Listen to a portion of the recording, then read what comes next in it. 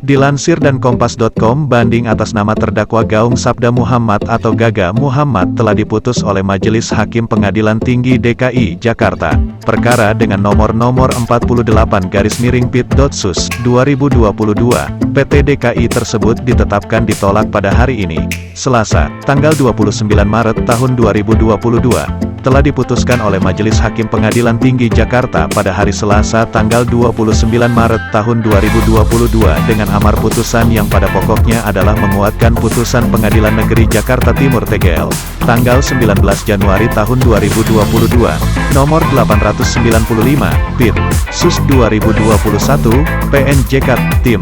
Kata Humas PT Jakarta, Binsar Papahan sebagaimana isi amar putusan, kepada Kompas.com, Selasa, tanggal 29 Maret tahun 2022. Dengan demikian, Gaga Muhammad tetap harus menjalani vonis 4,5 tahun penjara dan membayar denda 10 juta rupiah sebagaimana diputuskan oleh Majelis Hakim Pengadilan Negeri, PN, Jakarta Timur. Seperti diberitakan sebelumnya, Majelis Hakim PN Jakarta Timur menjatuhkan vonis 4,5 tahun penjara dan denda 10 juta rupiah terhadap Gaga Muhammad, sebab Gaga Muhammad dinyatakan terbukti bersalah dan lalai dalam mengemudi.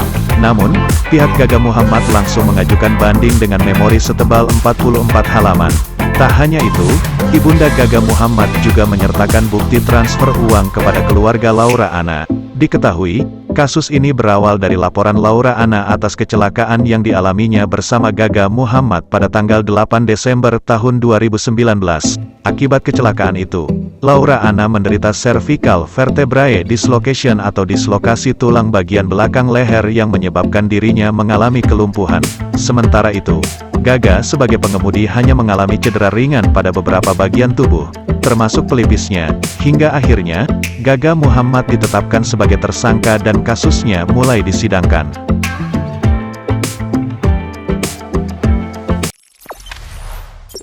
Jangan lupa subscribe, share, komen, dan like ya!